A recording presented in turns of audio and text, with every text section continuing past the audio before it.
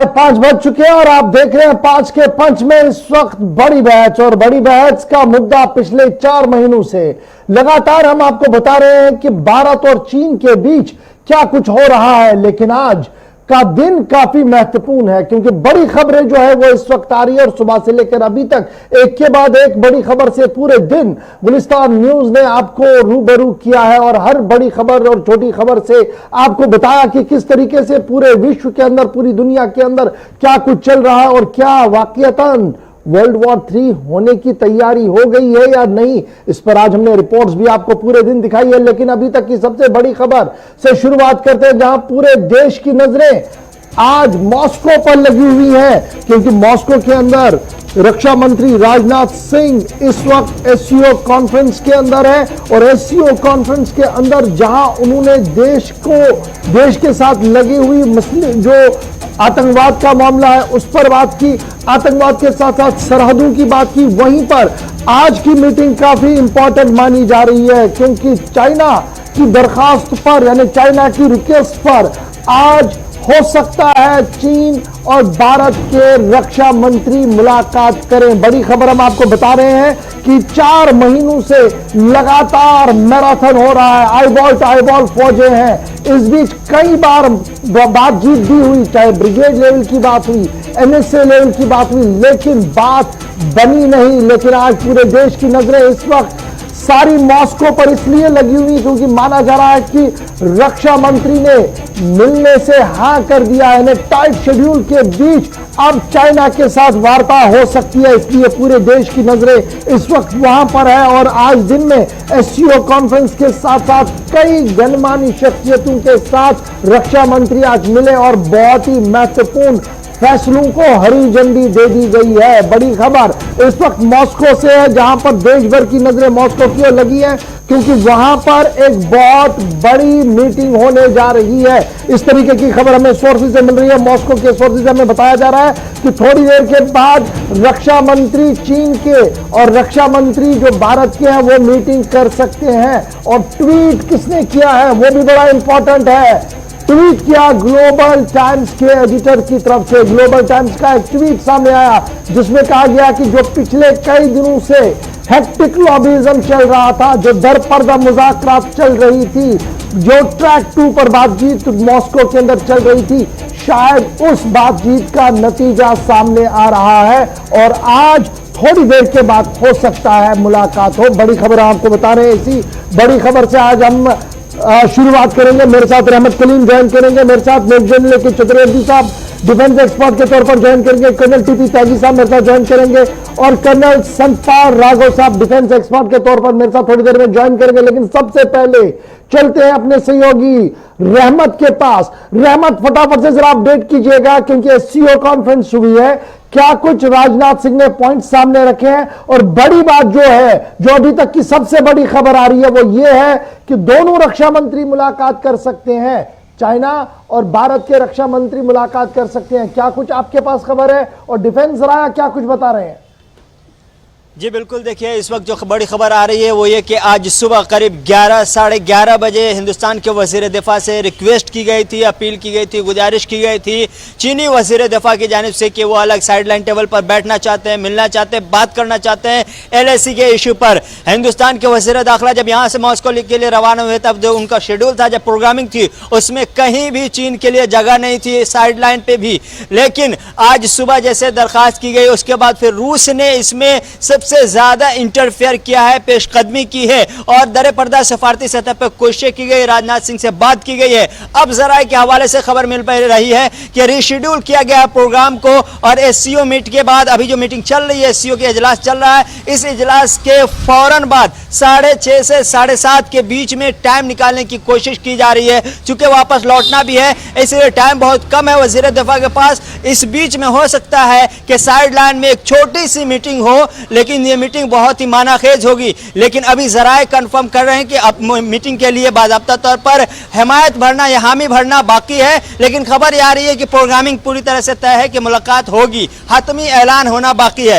एक दूसरी बात, राजनाथ सिंह ने आज एक तरफ जहां अपने मीटिंग के हवाले से इशारा दे दिया है, मुस्बत इशारा दिया है, वहीं दूसरी जानब एससीओ के इजलास में सीधे तौर पर चीन के साथ साथ पाकिस्तान को भी घेरने की कोशिश की है। एससीओ की मीटिंग में अब तक के सबसे बड़ी बात यह है कि हिंदुस्तान के वजीर दिफा ने वर्ल्ड वार सेकंड की याद दिलाई है और सेकंड की याद दिलाते हुए कहा है कि एक स्टेट की गलती की वजह से, बेवकूफी की वजह से एक जमाने में पूरी दुनिया को नुकसान उठाना पड़ा है। यह इशारा था चीन की तरफ कि ऐसी बेवकूफी कहीं चीन न करे जिसकी वजह से फिर दुनिया चेंज हो, दुनिया दो हिस्सों में बटे और वर्ल्ड वार 3 की तरफ पहुंचे। तो यह इशारा था सीधे तौर पर। और साथ ही साथ उन्होंने एससीओ से कहा कि जरूरत पड़ गई है आप लोगों की कि मिलकर दहशतगर्दी के खिलाफ एक पूरा मैकेनिज्म बनाया जाए और जो टेरर ऑर्गेनाइजेशन को सपोर्ट करते हैं जो ममालिक, उनके खिलाफ एक सख्त से सख्त मौक़िफ़ इख्तियार करते हुए पेशकदमी की जाए। तो यह पाकिस्तान पर निशाना था, वर्ल्ड वार सेकंड के हवाले से निशाना सीधे तौर पर चीन था। और उन्होंने यही कहा कि हिंदुस्तान पहले और आखिरी दिन तक यही कहता रहा है कि अमन चाहिए और हम इसी की कोशिश में लगे हुए हैं।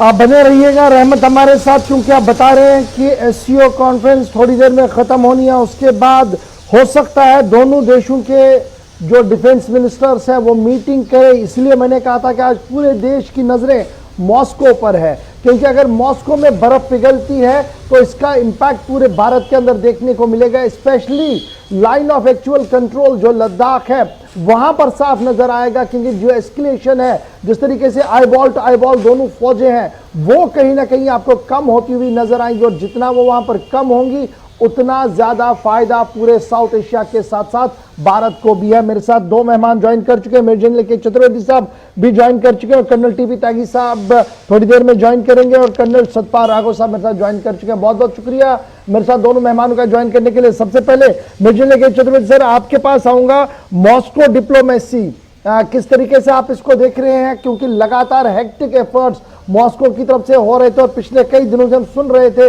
कि जो बीजिंग के एम्बेसडर वहां पर है और भारत के एम्बेसडर है वो कहीं ना कहीं मीटिंग कर रहे हैं। कंटिन्यूअसली कोऑर्डिनेटेड एफर्ट्स के जरिए से लद्दाख इशू को एड्रेस करने की कोशिश की जा रही है। पहले जरा इस पर एक टिप्पणी और जो आज रक्षा मंत्री ने कहा बिना नाम लिए बड़ी बातें एससीओ में बता दी, क्या वो टाइमलाइन सेट था या वो हम इन्हें बता रहे थे कि देखिए ये हमारी प्रायोरिटीज है, इन चीजों को हम जानते हैं और ये चीजें हम चाहते हैं विश्व भर के अंदर कि अगर हम एक होकर आए तो ये चीजें एड्रेस हो सकती है ज्वाइंटली। देखिए ऐसा है, ये हम लोग हिंदुस्तान ने मेरे ख्याल में कभी भी बातचीत से इनकार नहीं किया और हमने अपनी तरफ से पूरी कोशिश की है। और ये जो सबसे बड़ी चीज इसमें ध्यान देने वाली बात ये है कि पिछले ऑलमोस्ट 4 महीने से हम लोग इसी पे काम कर रहे थे कि बातचीत से मसला सुलझ जाए। लेकिन चाइना जो था कि उसने अपनी तरफ से कोशिश, बातचीत, वो कहता जा रहा है कि हम बातचीत करेंगे, वो दुहाई देता है हजारों साल के हमारी कल्चरल लिंकेजेस की, हजारों साल से बुद्धिज्म और हिंदुस्तान की लिंकेजेस की बात करता है। लेकिन एक चीज है, वो कहता है जी हम जहां हैं हम अपनी तरफ अपने एलएसी भी हैं, लेकिन एलएसी जिससे, जैसा कि आप सब जानते हैं कि एलएसी डिफाइन नहीं है, वो अपनी मर्जी से जब चाहता है एलएसी को बदल देता है। पहले वो शीजा पॉइंट पे था, फिर वो 8 पे आ गया, 8 से अब वो 4 पे आ गया, 4 से वो कहता है हमारी तो 2 तक है। तो वो जो है उसने एक कोशिश कर रहा है, जब उसने पहले नॉर्थ साइड में किया, उसका डेप्थ पे चला गया, हॉट स्प्रिंग गोगरा पे उसने कब्जा कर लिया, हमारे जाने नहीं दे रहा है पेट्रोलिंग के लिए। तो जब उसको हम लोगों ने देखा कि वो स्पेनाकुर गैप को भी वो डोमिनेट करने के लिए ये हाइट्स पे आने की कोशिश कर रहा है, तो उस दिन 29-30 की रात को पहली बार हिंदुस्तान ने एक प्रोएक्टिव एक्शन लिया, क्योंकि हमारी इंटेलिजेंस से हमको पता चल गया था और हमने उस पर जा करके हम उस पर बैठ गए जहां पे वो, तो ये एक डिफेंसिव मेजर था और ये एलएसी हमारे क्लेम है ना। जब वो अपना क्लेम बोलता है तब तो कहता है जी बिल्कुल ठीक ठाक है। तो मैं ये क्या समझूं, ये कौन सा इसका ये नतीजा है कि आज टॉक्स के लिए लगातार चाइना की तरफ से रिक्वेस्ट आ रही है कि देखिए हम बातचीत करना चाहते हैं, जो चेंज हुआ, शिफ्ट चेंज हुआ। बड़ी चीज है कि हमारा जो इसमें ये हो गया है कि अब हम इनिशिएटिव हमारे पास है, तो अब वो बातचीत करने को तैयार हो गए। क्योंकि चाइना सिर्फ पावर की भाषा समझता है। आप पावरफुल पोजीशन में होंगे तो आपको सुनेगा, नहीं तो नहीं सुनेगा। राइट सर, मैं आऊंगा आपके पास। कर्नल सतपाल, राघव सर, बड़ा इंपॉर्टेंट है। चौधरी साहब कह रहे हैं कि देखिए इनिशिएटिव हमारे पास है, अब हम अपर हैंड में है, इसलिए बिलबिला रहा है, इसलिए बातचीत के लिए लगातार एफर्ट्स कर रहा है चाइना। क्या ये आई वॉश है या रियली वो कुछ चाहते हैं? क्योंकि अगर वो चाहते तो पिछले 5 दिन से कंटिन्यूसली ब्रिगेड लेवल बातचीत भी हो रही है, वहां पर कुछ भी नहीं है, बल्कि उल्टी खबर ये आ रही है कि पैंगोंग त्सो के पास वाले इलाकों के अंदर हैवी टैंक डिप्लॉयमेंट किया जा रहा है पीएलए की तरफ से। जी, जैसे जनरल साहब ने बताया कि इनिशिएटिव हमारे पास है। 29 और 30 अगस्त पे अगर आप ब्लैक टॉप की पोजीशन को ज्योग्राफिकली देखें, हम वहां से डोमिनेट करते हैं पूरे एरिया को। इसलिए चाइना फ्लैग मीटिंग में ब्रिगेडियर लेवल पे बात कर रहा है। आज 6वां दिन है, इसलिए वो घुटने पे आ रहा है।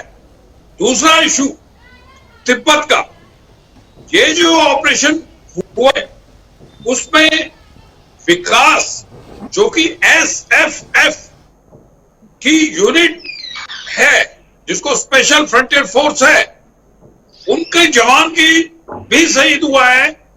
उससे तिब्बत का इंडिपेंडेंस पूरे विश्व को पता लग रहा है कि वो लोग मांग रहे हैं। और CIA और तिब्बतन का बहुत ही क्लोज निट है। अमेरिकन प्रेस ने इसको बहुत बढ़ा चढ़ा के निकाला है और सच्चाई से निकाला है। तिब्बत की एक आवाज जो कि भौगोलिक मैप से उसको हटा दिया था, आज वो आवाज ऊपर उठी है, तो चाइना को ये बहुत बड़ा सेटबैक लगा है। तो आज ही लेटेस्ट मैं बताता हूं, ताइवान के अंदर उनके एक हवाई जहाज को जो उन्होंने गिराया है, ये बहुत बड़ा एक मैसेज है। राइट सर, मैं आऊंगा, उस पर भी बात करेंगे जरूर, लेकिन मैं आपके पास सर टीपी त्यागी साहब, वेलकम सर ऑन शो। सबसे पहला जो बड़ा इंपॉर्टेंट इशू है त्यागी साहब, वो ये है कि आज मॉस्को पर सबकी नजर है, क्योंकि SCO कॉन्फ्रेंस खत्म होने के बाद उम्मीद लगाई जा रही है कि एक छोटा सा टाइम फ्रेम जो है वो निकाला गया है, दोनों डिफेंस मिनिस्टर्स की तरफ से हो सकता है वहां पर बातचीत हो।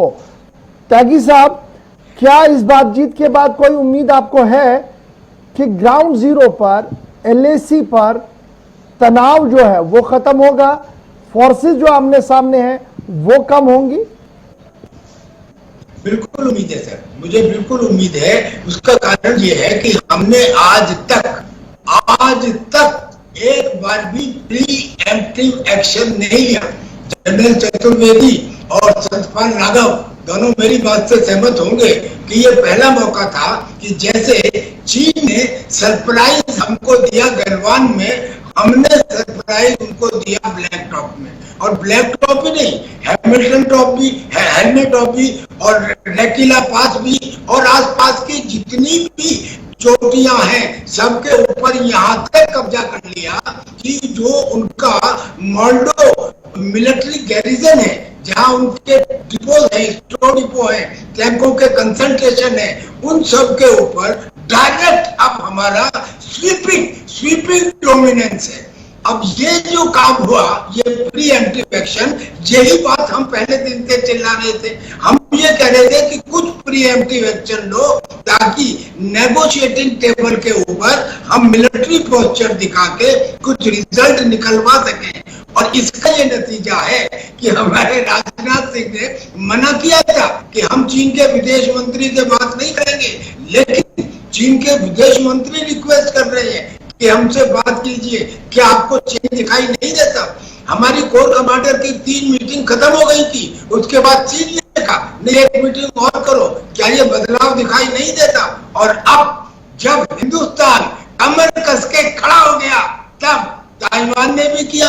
हालांकि जो अभी संतपाल जी बता रहे थे कि ताइवान ने उनके एक सुखोई को, चीन के एक सुखोई को मार के गिरा दिया, ऐसा नहीं है। क्योंकि जो स्टेटमेंट आया है ताइवान का, उनके रक्षा मंत्रालय की तरफ से आधिकारिक स्टेटमेंट जो आया है, उसमें वो ये कहते हैं कि हमने नहीं किया। हो सकता है किया भी हो और स्टेटमेंट इसलिए दिया हो कि ये फ्लेयर अप टेंशन ना बढ़े।